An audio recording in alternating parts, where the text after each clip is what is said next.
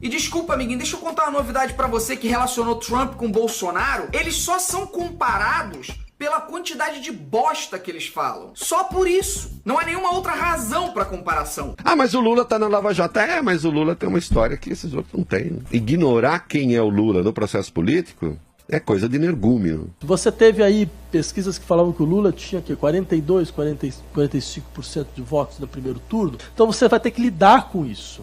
Você vai ter que lidar com isso. Você vai ter que lidar com o fato que vai ficar muito explícito que você só vai conseguir assumir o poder dentro de um sistema de base social minoritário. Porque eles podem fazer barulho, mas eles não passam de 30%. Eles podem fazer o barulho que eles quiserem, podem fazer o que eles quiserem, mas eles sabem que numa situação normal, eles não ganham eleição nenhuma. Numa situação de confrontação normal, eles simplesmente não ganham eleição. Certo? E esse é um pouco o problema, porque eles estão percebendo que, inclusive, até com facada você não vai conseguir ganhar a eleição. Né? Você vai ter que ter outro tipo de expediente. Não, sei lá, mas 13 facadas ele vai. De 13 em 13, eu estava vendo, eu fiz a conta, de 13 facadas você consegue chegar a 51%. Né? Vai saber se é isso, não? Ele não desidrata por causa do temperamento, eu já falei sobre isso, já escrevi, ele desidrata por falta de condições políticas, por falta de partido, de capilaridade, de base. Não se ganha eleição em rede social. Quando a campanha começar para valer, quando a máquina de moer do sistema começar a girar, a máquina do establishment, ele vai ser moído. Não tenho dúvida disso. Agora, a entrevista é um assombro. Um assombro, mostra um autoritário, descontrolado, irresponsável, parvo. Parem com essa babaquice de mito, porra! Urgente. Deu no Ibope. Bolsonaro é o candidato mais rejeitado e não ganha de ninguém no segundo turno. É isso mesmo. Bolsonaro perde para o PT no segundo turno. Fique esperto. Se você não quer que o PT volte, vote 45 e vai de Geraldo. O Bolsonaro perde para qualquer candidato. Essas candidaturas meio folclóricas não resistem ao segundo turno. Jânio Quadros, Paulo Maluf, isso não passa mais, porque não consegue maioria, só olhar a rejeição. Não, mas a rejeição do Bolsonaro é enorme. Tudo que o PT quer é o Bolsonaro no segundo turno, porque é o passaporte para o PT voltar. Então você vota no Bolsonaro, elege o PT. O Bolsonaro não dá conta do PT, vai perder para o PT. E por isso que no segundo turno ele perde para todo mundo e só empata com a Marina. Então, se a gente pegando a pesquisa que está hoje e se desenhando, a tendência hoje é que no segundo turno, se for Bolsonaro e Haddad, pela pesquisa, quem leva vai ser o Haddad. E aí tem muito a ver com essa questão da democracia e do risco e do medo da democracia, que o país tem medo desse resquício da ditadura e tal. Quem caiu vítima da teia do bolsonarismo nas redes sociais sabe do que são capazes seus militantes com auxílio de perfis robôs. Essa conversa mole não tem a menor importância. O bolsonarismo como pensamento ou tendência não existe. O que se tem de presente e real é a gritaria das redes, nas redes, com aqueles seres inteligentes a pregar que se enforque o último comunista com a tripa do último gay. E aí eles vão pro YouTube, ficam falando aquelas porcarias para imbecis. A direita, ela viu que está crescendo muito na classe A e B. Os votos do Bolsonaro são classe A e B. Esse movimento evangélico junto com a classe A e B, que são os brancos. Tá soando fake news geralmente isso aí. Os brancos... Não é fake news, é só você ler pesquisa. Os brancos, classe A e B, branco... Não é branco, questão de também, segurança homem, afeta muito mais pobre do que rico. mulher não vota ainda no Bolsonaro. Então, quem é o maior alvo da criminalidade? É o jovem, sabe, entre 18 e 35 anos, negro, claro. Inclusive afeta muito o negro, por isso que tem muito negro votando no Bolsonaro, ao contrário do que querem dizer. Não tem muito fala não, que é só viu, branco, fala que sei lá mais o que. Não, eu tô falando que negro não vota no Bolsonaro. Então por que ele tá em primeiro lugar nas pesquisas, num país que é completamente miscigenado? Você acabou de dizer que a pesquisa... O Bolsonaro tá em primeiro lugar nas pesquisas por causa da segurança. Isso é pesquisa científica. Não adianta o Flávio falar que tinham 10 negros na convenção eleição do Bolsonaro. O eleitor do Bolsonaro hoje é o homem branco, classe A e B. Não é só isso. Agora, não é só isso. Tem os evangélicos. Não é padrão, porque e atende uma comunidade que muita gente lá vai votar no Bolsonaro por questão da segurança, não é? Você citou São Paulo? Sim. São Paulo, o Bolsonaro estava em primeiro. Não, mas é que você falou assim, é só A, B e homem branco, porque não é? a gente rotula, né? Não é só. Parece... Agora, é uma maioria, sim, de gente, de homem branco da classe A e B.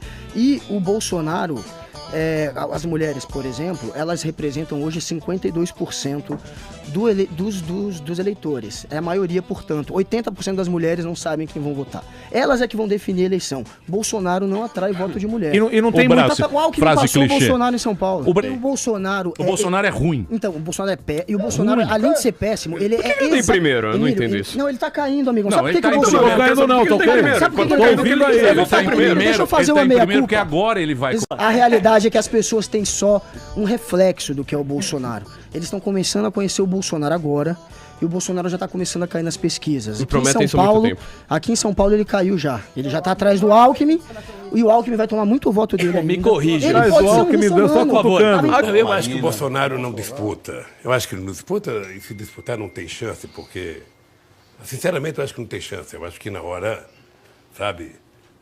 mesmo pessoas que hoje pensam terão vergonha de dizer que vão votar numa pessoa tão reacionária. Mas se você me perguntar, repetir a pergunta anterior, não acho que também seja o candidato que vai vencer as eleições. Nem Lula e nem Bolsonaro. Trata-se de um atentado para impedir que o mito se eleja presidente da República. Para tanto, forçoso seria que o deputado fosse considerado o vitorioso certo das eleições. Então, nós vamos impedir o vitorioso certo das eleições. Mas, segundo a pesquisa que saiu ontem, pode-se dizer que ele é o derrotado certo das eleições por enquanto. Ele perde para todos os candidatos mais influentes. A rejeição dele havia disparou. Cresceu 7 pontos em 2 semanas. Completamente sozinho.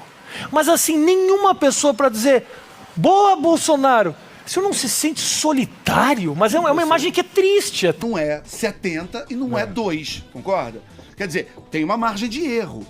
Mas qual o tamanho dessa margem de erro? A gente está dizendo que uma em cada 5 pessoas vai votar no Bolsonaro? 20% é isso. Entendeu? A pesquisa se a eleição um recorde. Fosse hoje... A pesquisa, então... Mas você não conhece ninguém que vota no Bolsonaro? Ele é impopular? Pessoalmente, ele é uma invenção do Datafolha? Mas a gente tá... Eu muito também conheço um monte.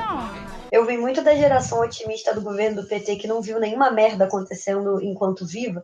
Então, todas as coisas que foram acontecendo de 2014 pra cá foi muito... Não, é óbvio que eles não vão conseguir dar um impeachment na Dilma. Foram lá e deram. Não, é óbvio que não vão passar reforma. Passaram.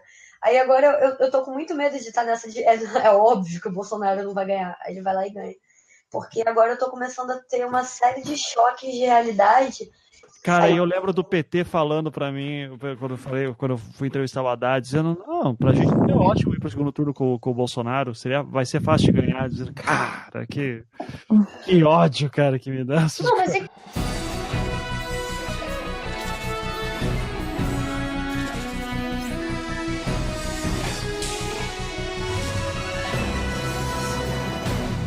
Nós temos aqui os resultados das pesquisas de boca de urna do Ibope em 7 estados. Em alguns casos, o Ibope identificou movimentos bruscos, bem bruscos nesse dia de eleição, bem surpreendentes.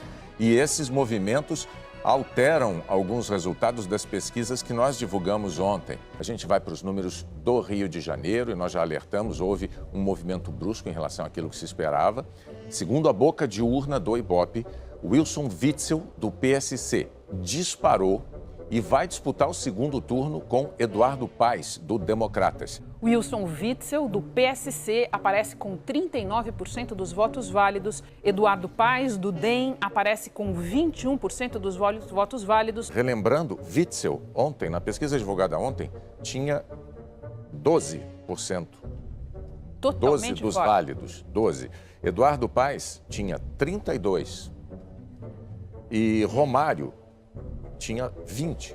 Exato. Também, na pesquisa da Datafolha, esse número de boca de urna do Ibope realmente está completamente fora daquilo que também o Datafolha poderia intuir com os números de ontem. O que a gente pode dizer, eu acho, é que os institutos captaram o movimento. Mas esse movimento continuou acontecendo e continua acontecendo, como diz você, no dia de hoje, porque as pesquisas mostram que o eleitor define cada vez mais tarde, uma parcela do eleitor decide na véspera, decide no dia e ao longo do dia de eleição, porque, como você lembrou, nem todo mundo vota no mesmo horário, nem todo mundo vota cedo. Minas Gerais, a pesquisa de boca de urna indica que Romeu Zema, do Novo, e Antônio Anastasia, do PSDB, é que vão disputar o segundo turno. Romeu Zema, do Partido Novo, aparece com 41% dos votos válidos. Antônio Anastasia, do PSDB, 29%. Fernando Pimentel, do PT, 22%. Deve disputar o segundo turno com Antônio Anastasia. E aqui a gente vê uma história que provavelmente nós vamos ver várias essa noite, que é a de governadores que não só não conseguem se reeleger, mas não conseguem passar nem a etapa final da disputa. Depois nós vamos, com um pouco mais de calma e distanciamento, fazer uma análise sobre os possíveis efeitos de apoios de governadores a candidatos à presidência que possam ter tido algum tipo de influência em cima da hora. Vai ter muita história para contar sobre isso. Aparentemente houve esta influência. A gente segue, então. Números do Senado em Minas Gerais. E Dilma Rousseff, do PT, 15%. Quando você falava de reviravoltas, também para o Senado, essa talvez seja o principal exemplo, porque Dilma Rousseff aparecia durante toda a campanha, em todas as pesquisas, liderando a intenção de voto para o Senado. Mas o que surpreende é que ela aparecia em primeiro em todas as sondagens. E parecia consolidada a posição dela em primeiro lugar. No Rio de Janeiro, o Ibope diz que Flávio Bolsonaro, do PSL, foi eleito para o Senado. Números aqui, 28% dos válidos para Flávio Bolsonaro e Lindbergh Farias, do PT, atual senador, 12%. Em São Paulo, o Ibope diz que Major Olímpio, do PSL, está eleito senador. A segunda vaga é que está indefinida, Renata. Major Olímpio, do PSL, 24% dos votos válidos. Eduardo Suplicy, do PT, 15%. Neste momento, surpreende a posição de Suplicy em terceiro lugar. Major Olímpio, com esse desempenho, é um partido do candidato a presidente Jair Bolsonaro. Acho que é um fenômeno que a gente vai identificar muitas vezes na apuração. Gente que subiu nas pesquisas na esteira da subida de Bolsonaro. É isso aí. Vamos seguindo, então. Estamos diante de um tsunami eleitoral, uma avalanche eleitoral aí em favor do candidato Jair Bolsonaro. Janaína Pascoal aparece ali do PSL, Eduardo Bolsonaro do PSL, quase 2 milhões de votos. Na sequência, Joyce Hasselmann do PSL também, 1 milhão de votos aproximadamente. Santa Catarina, comandante Moisés do PSL, é o primeiro governador, portanto, matematicamente eleito. Romeu Zema do Novo está matematicamente eleito governador de Minas. Wilson Witzel do PSC, matematicamente eleito governador do Rio de Janeiro. João Dória, do PSDB, é o governador eleito de São Paulo. Às 7h21 da noite deste domingo, chega a informação de que Jair Bolsonaro está eleito presidente da República. Parabéns ao presidente eleito do Brasil, eleito democraticamente nas urnas por milhões de brasileiros.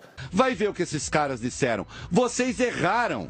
Vocês estavam errados. A estratégia de vocês era uma merda. Vocês não sabem nada. Não conhecem a temperatura das ruas, não conhecem a população, não conhecem a história que está sendo vivida aqui. E aí eles vão pro YouTube, ficam falando aquelas porcarias para imbecis.